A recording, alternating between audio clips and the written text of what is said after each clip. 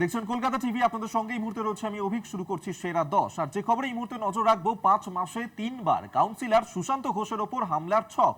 এর আগেও দুবার বিহার থেকে ভাড়া করে আনা হয় আততায়ীকে।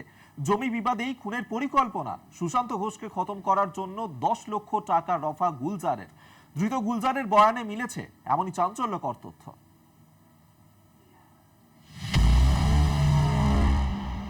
তৃণমূল কাউন্সিলর সুশান্ত ঘোষকে লক্ষ্য করে গুলি চালানোর চেষ্টা। ঘটনাকে কেন্দ্র করে উত্তাল হয়েছে রাজ্য রাজনীতি। নিছকে ভয় দেখানোর উদ্দেশ্যে গুলি চালানোর চেষ্টা নাকি খুনের ছক, উত্তর খুঁজছে পুলিশ। যদিও পুলিশ সূত্রে খবর, খুনের উদ্দেশ্যেই গুলি চালানোর চেষ্টা করা হয়। গলসি থানা থেকে বেরোনোর সময় হামলার কারণ নিয়েও বিস্ফোরক দাবি করেছে ধৃত ইকবাল। হায়দার আলীর বিরুদ্ধে জমি জবরদখলের অভিযোগ। 2000 বর্গফুট জায়গা দখল করেছিল হায়দার আলী। হায়দার আলী সুশান্ত ঘোষের ঘনিষ্ঠ। ওই জায়গা দখলমুক্ত করতেই গুলি করার ছক। सुशांत घोष गुंडा है, जगह दखल किया है तो मारा है। 2000 स्क्वायर फीट। हैदर अली सुशांत घोष का गुंडा। আবারও টার্গেট সুশান্ত ঘোষ। 5 মাসে 3 বার হামলার ছক। তবে এই প্রথম নয়, এর আগেও সুশান্ত ঘোষের ওপর হামলার পরিকল্পনা করা হয়েছিল। 5 মাসে 3 বার হামলার ছক কষে আততায়ীরা। দুবার বিহার থেকে ভাড়া করা হয়েছিল আততায়ী। পুলিশের জেরায় ধৃত ইকবালের দাবি, জুলাই এবং অক্টোবরে পুজোর মধ্যেও সুশান্ত ঘোষকে হামলার ছক কষা হয়েছিল, কিন্তু দুবারই হামলার পরিকল্পনা ভেস্তে যায়। জমি সংক্রান্ত বিবাদের জেরেই খুনের পরিকল্পনা, জেরায় স্বীকারোক্তি ইকবালের। কসবা কাণ্ডের সঙ্গে ইতিমধ্যেই বিহার যোগ দিয়েছে। পুলিশি তদন্তে উঠে এসেছে বিহারের বৈশালী থেকে নিয়ে আসা হয় 3 জনকে। সুশান্ত ঘোষকে খতম করার জন্য 10 লক্ষ টাকা রফা করে গুলজার। অস্ত্র সুপারি দিয়ে 10 লক্ষ টাকা চুক্তি হয়েছিল। সেই মতো 4 থেকে 5 মাস আগে আগ্নেয়াস্ত্র এসেছিল কলকাতায়। কিভাবে হামলার ছক, কতদিন ধরে পরিকল্পনা, প্রকাশ্যে এসেছে সেই তথ্য। তবে খুনের চেষ্টার মোটিভ নিয়েও অনেক প্রশ্ন উঠছে।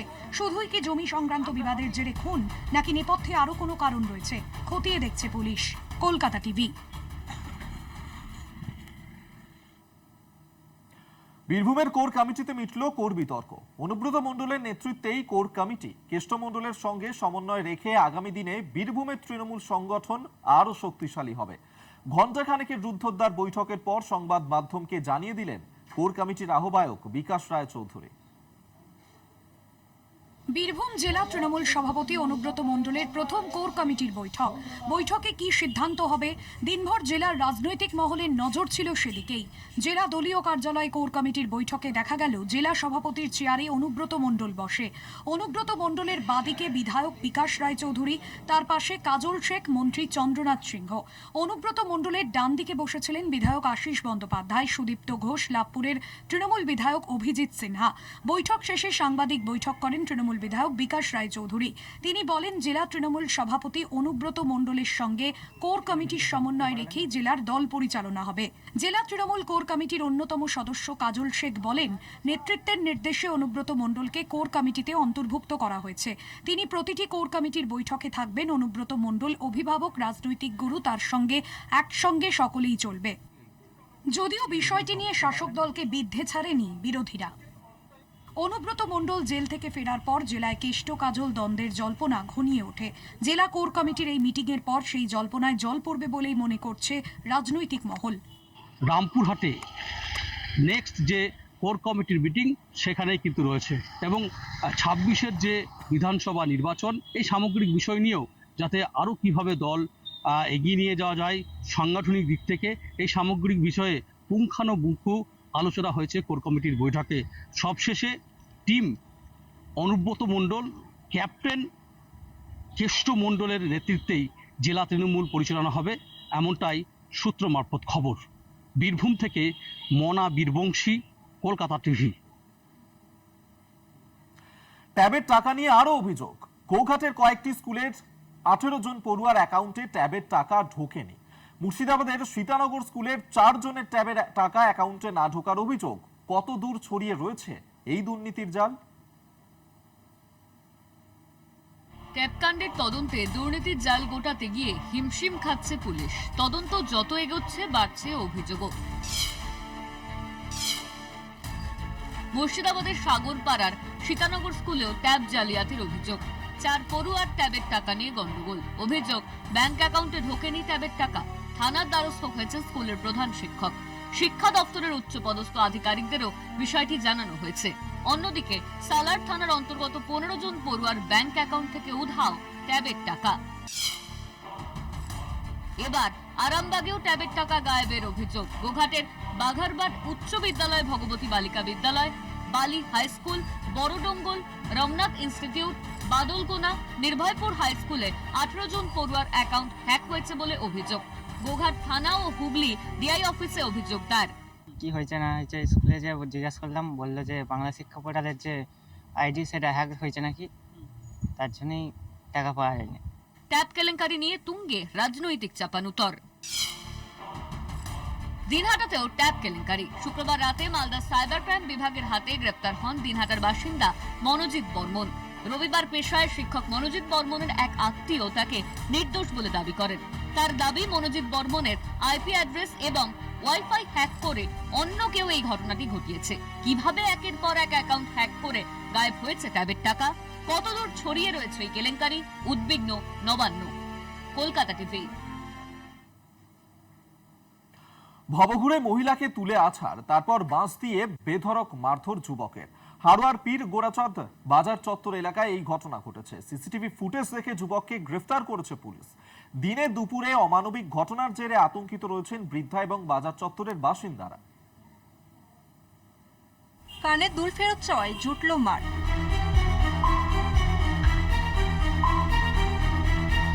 কখনো টেনে হিঁচড়ে, কখনো মাটিতে ফেলে লাঠি দিয়ে নির্মমভাবে চলল মারধর। আনোয়ারা বিবি নামে বছর 40-এর এক ভবঘুরে মহিলা গোড়াচাঁদ বাজার সংলগ্ন একটি দরগার কাছে থাকতেন। স্থানীয়রা জানিয়েছেন, আত্মীয় পরিজন বলে বৃদ্ধা তেমন কেউ নেই, সেই সঙ্গে মানসিক ভারসাম্যহীন। তাকেই অমানসিক মারধরের ঘটনা এলাকায়। বৃদ্ধার দাবি, তার একজোড়ার উপর কানের দুল ছিল। এলাকারই মিলন শেখ নামে এক যুবকের কাছে রাখতে দিয়েছিলেন। শনিবার ওই দুল ফেরত চাইতেই মিলন তাকে মারধর করে বলে অভিযোগ। কেউ আটকাতে এলে তাকেও পাল্টা মারতে যায় মিলন।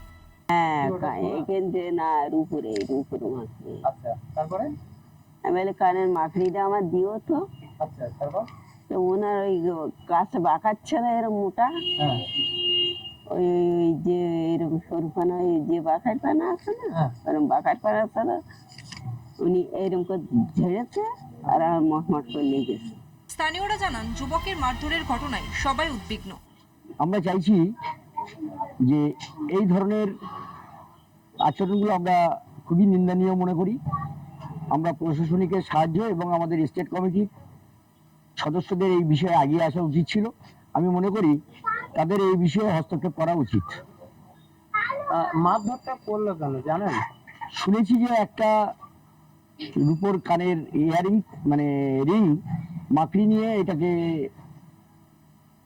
ইস্যু করে ছেলেটা ওই মহিলাটাকে মারধর করে।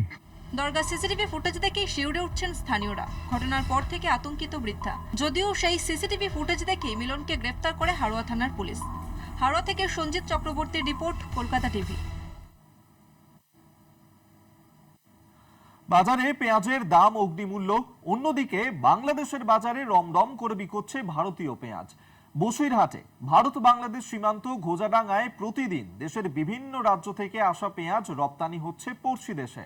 রাজ্যের মানুষ পেঁয়াজের দামে হিমশিম খাচ্ছে, আর অন্যদিকে কম দামে পেঁয়াজ বিকোচ্ছে পদ্মা পারে। ঘটনায় ক্ষোভ বাড়ছে সাধারণ মানুষের মধ্যে।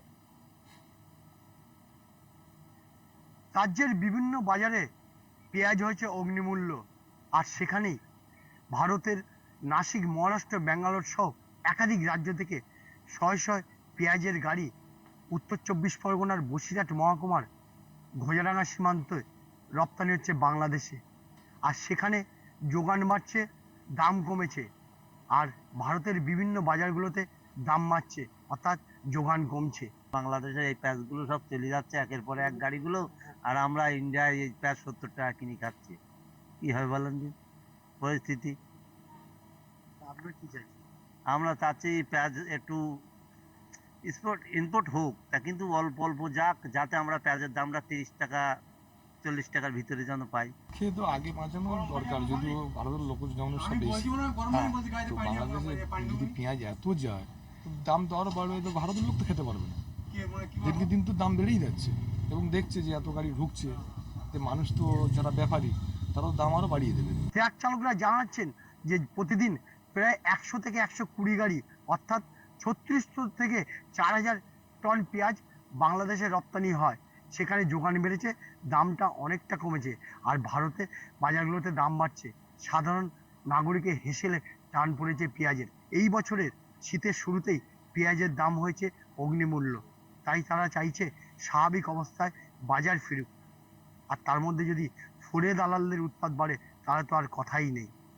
উত্তর 24 পরগনার বসিরহাট ঘোড়াডাঙ্গা সীমান্ত থেকে সঞ্জিত চক্রবর্তী, কলকাতা টিভি।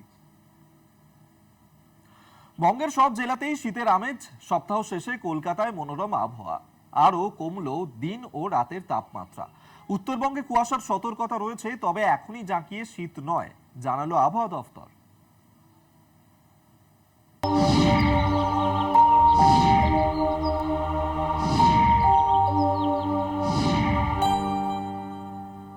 বাংলা জুড়ে শীতের আমেজ, আরও নামলো দিন ও রাতের তাপমাত্রার পারদ। সকালের দিকে হালকা কুয়াশা, সর্বনিম্ন তাপমাত্রা 19 ডিগ্রি সেলসিয়াস, সর্বোচ্চ তাপমাত্রা 28.7 ডিগ্রি সেলসিয়াসের কাছাকাছি থাকার সম্ভাবনা। পশ্চিমের জেলাগুলিতে তাপমাত্রার পতন একটু বেশি। আগামী দুদিনে আরও 2 থেকে 3 ডিগ্রি তাপমাত্রা কমার পূর্বাভাস হাওয়া অফিসে। পাশাপাশি দক্ষিণবঙ্গের সব জেলাতেই শীতের আমেজ। মনোরম আবহাওয়া হলেও এখনই জাঁকিয়ে শীতের কোনো সম্ভাবনা নেই। দক্ষিণবঙ্গের পশ্চিম বর্ধমান, বীরভূম, মুর্শিদাবাদ, নদিয়ায় মাঝারি কুয়াশার সম্ভাবনা। বাকি জেলাগুলিতে বিক্ষিপ্তভাবে হালকা থেকে মাঝারি কুয়াশা। উত্তরবঙ্গে ঘন কুয়াশার সতর্কতা। কলকাতা টিভি। অবশেষে দীর্ঘ 4 মাস পর পাহাড়ের বুক চিরে ছুটল টয় ট্রেন। রবিবার এনজিপি থেকে দার্জিলিং এর পথে ছুটল সেই হেরিটেজ টয় ট্রেন। গত 5ই জুলাই থেকে এই রুটে বন্ধ ছিল টয় ট্রেন পরিষেবা। পাহাড়ে ধসের কারণে টয় ট্রেনের লাইনের বেশ কিছু জায়গা ক্ষতিগ্রস্ত হওয়ায় সংশ্লিষ্ট রুটে পরিষেবা বন্ধ রাখা হয়েছিল। রেল সূত্রে খবর, লাইন মেরামতের কাজ চললেও বারবার ধস নামতে থাকায় লাইনকে টয় ট্রেন চলাচলের উপযোগী করে তোলা যাচ্ছিল না। সেই কারণেই বারবার ট্রেন চালুর দিন ঠিক করেও পিছিয়ে দিয়েছে কর্তৃপক্ষ। কাঠিয়ার ডিভিশনের ডিআরএম জানান, ইচ্ছে থাকলেও প্রকৃতির কাছে হার মানতে হয় সকলকে, তাই টয় ট্রেন চালানো সম্ভব হয় না বছরের বেশ কিছু সময়। তবে ফের শীতের মরশুমে টয় ট্রেন চালু করতে পেরে তিনি খুশি।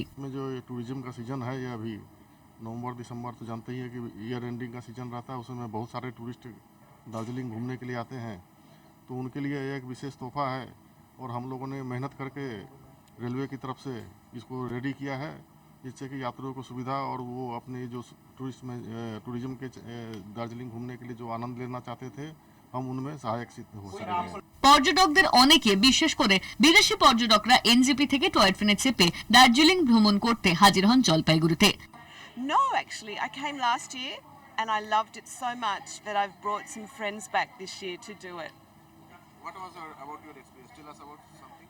Oh, it's like stepping back in time, you know, and it's such an incredible railway. It's a very difficult terrain to have built a railway on.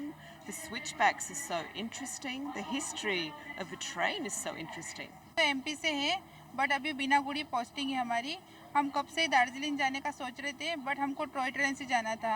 Per toy train का मतलब पहले से बारिश वगैरह, लैंडस्लाइडिंग, तो हमको ये मौसम भी अच्छा लगा नवंबर मंथ का, तो हम इसी में मतलब नेट वगैरह पे सर्च किया था, तो नवंबर मंथ अच्छा है, तो हमने टॉय ट्रेन से ही जाना था हमको। तो গত জানুয়ারি মাসে একাধিকবার লাইনচ্যুত হয়েছে টয় ট্রেনের ইঞ্জিন। এক মাসের মধ্যে 5 বার লাইনচ্যুত হওয়ায় এই রুটে টয় ট্রেন চড়া নিয়ে পর্যটকদের মনে আতঙ্ক দেখা দিয়েছিল। ডিএইচআর এর পদক্ষেপে সেই বাধা কাটিয়ে টয় ট্রেন পরিষেবা স্বাভাবিক হয়েছিল। তারপর জুলাই মাসে ধসের কারণে থমকে যায় টয় ট্রেনের চাকা। তবে সামনেই বড়দিন, তার আগে এনজিপি দার্জিলিং রুটে ফের টয় ট্রেন চালু হওয়াটা পর্যটকদের কাছে বাড়তি পাওনা বলে মনে করেন ট্যুর অপারেটররা। শিলিগুড়ি থেকে রিনা কুমারের রিপোর্ট, কলকাতা টিভি। সেরা 10 এখন সময় একটা ছোট্ট বিরতির পর ফিরছি, সঙ্গে থাকুন। ফের জ্বলছে মণিপুর। মণিপুরের মুখ্যমন্ত্রী এন বীরেন সিং এর বাড়িতে তার সামনেই বিক্ষোভ দেখায় উন্মত্ত জনতা। মেইতেই গোষ্ঠীর পক্ষ থেকে রাজ্য সরকারকে দেওয়া হলো 24 ঘন্টার আলটিমেটাম।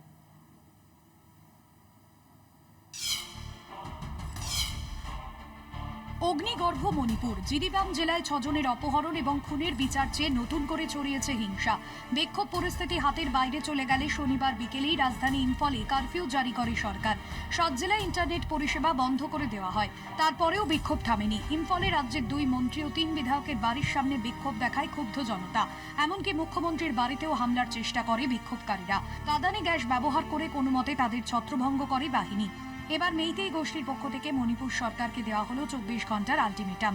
মণিপুরে শান্তি ফেরাতে সশস্ত্র বিচ্ছিন্নতাবাদীদের বিরুদ্ধে অবিলম্বে কড়া ব্যবস্থা গ্রহণ করার আর্জি মেইতেই গোষ্ঠীর পক্ষ থেকে। People of Manipur are completely in shock. People of Manipur is now very angry, and people of Manipur feels that the government of India has failed the people of Manipur. উত্তাল মণিপুরে যাওয়ার জন্য প্রধানমন্ত্রীকে অনুরোধ জানিয়েছেন রাহুল গান্ধী।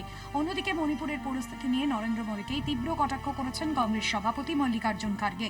उनको कोई चिंता नहीं देश की, सिर्फ अपना प्रचार करना, कुर्सी बचा लेना, इसमें बहुत मशहूर है। उन्होंने वही काम करते हैं, यहाँ आते ही गालियाँ कांग्रेस को देते हैं, यही काम। গত সোমবার থেকে নতুন করে কুকি মেইতেই সংঘর্ষে উত্তপ্ত হয়ে ওঠে মণিপুর। 14ই নভেম্বর নতুন করে মণিপুরের 6টি থানায় আফস্পা কার্যকর করার বিজ্ঞপ্তি জারি করে কেন্দ্রীয় স্বরাষ্ট্র মন্ত্রক। সেনা, অসম রাইফেলস এবং মণিপুর পুলিশের নিরাপত্তা রক্ষীরা গোটা ইম্ফল শহর চেয়ে ফেলে, কিন্তু তারপরেও থামানো যায়নি বিক্ষোভ। কলকাতা টিভি। আত্মনির্ভরতার পথে আরো এক ধাপ এগোলো ভারত। ডিআরডিওর উদ্যোগে সফলভাবে উৎক্ষেপণ হলো সম্পূর্ণ ভারতীয় প্রযুক্তিতে তৈরি দূরপাল্লার হাইপারসনিক মিসাইল। ওড়িশার doctor APJ Abdul Kalam island থেকে মিসাইলটি সফলভাবে উৎক্ষেপণ করা হয়। 3, 2, 1, now.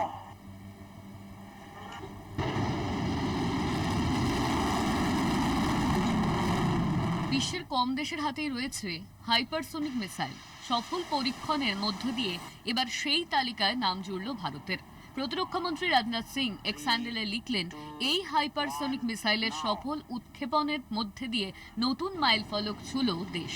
হাইপারসোনিক মিসাইলটি ভারতীয় 3 সেনার যে কেউ ব্যবহার করতে পারবে। এটি তৈরি করতে হাত লাগিয়েছিল হায়দ্রাবাদের doctor APJ Abdul Kalam missile complex. সম্পূর্ণ দেশীয় প্রযুক্তিতে তৈরি এই হাইপারসোনিক মিসাইলের প্রধান বৈশিষ্ট্য গতি নয়, বরং লম্বা দূরত্ব অতিক্রম করে নিখুঁতভাবে লক্ষ্যবস্তুতে হানা দেওয়া। কেন্দ্রে বিজেপি পরিচালিত এনডিএ সরকার আসার পর আত্মনির্ভরতার উপর জোর দিয়েছে মোদী সরকার। আত্মনির্ভর ভারতকে সামনে রেখে অস্ত্র গবেষণাকে ও দেশীয় প্রযুক্তিতে অস্ত্র নির্মাণ করতে হাজার হাজার কোটি টাকা বিনিয়োগ করা হচ্ছে। দিন কয়েক আগেই পিনাকা রকেট লঞ্চারের সফল উৎক্ষেপণ করেছে দেশ। সম্পূর্ণ দেশীয় প্রযুক্তিতে তৈরি পিনাকা হলো মাল্টি ব্যারেল রকেট লঞ্চার। আগে অস্ত্রের ভান্ডার সমৃদ্ধ করতে প্রথম বিশ্বের দেশগুলির মুখাপেক্ষী হয়ে থাকতে হতো ভারতকে। এখন নিজেই অস্ত্র তৈরি করছে ভারত। ভারতীয় প্রযুক্তিতে তৈরি অস্ত্র কিনতে আগ্রহ প্রকাশ করতে দেখা যাচ্ছে অন্যান্য দেশগুলিকেও। 1999 সালে কার্গিল যুদ্ধের সময় এই রকেট লঞ্চারকে সফলভাবে কাজে লাগানো হয়েছিল। তারপর ধাপে ধাপে সেই সিস্টেমকে অত্যাধুনিক করা হয়েছে। কলকাতা টিভি। ইসরায়েলি প্রধানমন্ত্রী বেঞ্জামিন নেতানিয়াহুর বাড়িতে বোমা হামলা। পর বোমা পড়ল ইসরায়েলি প্রধানমন্ত্রীর বাড়ির বাগানে। তবে নেতানিয়াহু বা তার পরিবার তখন বাড়িতে ছিলেন না। মাসখানেক আগে ড্রোন হামলা হয়েছিল নেতানিয়াহুর বাড়ির পাশেই। ইসরায়েলের প্রধানমন্ত্রী বেঞ্জামিন নেতানিয়াহুর বাড়িতে বোমা বর্ষণ। শনিবার সকালে প্রধানমন্ত্রীর কাশেরিয়ার বাসভবনে পর আছড়ে পড়ে 2টি ফ্ল্যাশ বোম। নিরাপত্তা বাহিনী জানিয়েছে প্রধানমন্ত্রীর বাড়ির বাগানে এসে পড়ে বোমা দুটি। দাউ দাউ করে মুহূর্তের মধ্যে ছড়িয়ে পড়ে আগুন। বোমা হামলার মুহূর্ত ধরা পড়েছে সিসিটিভিতে। যদিও হামলার সময় নেতানিয়াহু ও তার পরিবারের কেউই বাড়িতে ছিলেন না বলে জানিয়েছে নিরাপত্তা বাহিনী। তবে প্রধানমন্ত্রীর বাড়িতে বোমা হামলা অত্যন্ত উদ্বেগের বলে জানিয়েছে ইসরায়েল। ঘটনায় ইতিমধ্যেই তদন্ত শুরু করেছে ইসরায়েল। গত অক্টোবরের 19 তারিখে এই একই বাড়িতে ড্রোন হামলা চালিয়েছিল জঙ্গিরা। পরে সেই হামলার দায় স্বীকার করে ইরানের মদতপুষ্ট জঙ্গি গোষ্ঠী হিজবুল্লাহ। শনিবারের হামলার পেছনে কে বা কারা রয়েছে তা এখনো জানা না গেলেও হামলায় হামাস জঙ্গি গোষ্ঠীর হাত রয়েছে বলে অনুমান ইসরায়েলের। প্রধানমন্ত্রীর বাড়িতে বোমা হামলার তীব্র নিন্দা জানিয়েছেন ইসরায়েলের প্রেসিডেন্ট। এক্স হ্যান্ডেলে পোস্টে ক্ষোভ উগরে দেন তিনি। হামলার তদন্ত করে জড়িতদের যথাশীঘ্রই সম্ভব শাস্তির দাবি তুলেছেন তিনি। অন্যদিকে ইরানের পরমাণু অস্ত্র কেন্দ্র ধ্বংস করেছে ইসরায়েল। কৃত্রিম উপগ্রহ চিত্রে ধরা পড়ল সেই দৃশ্য।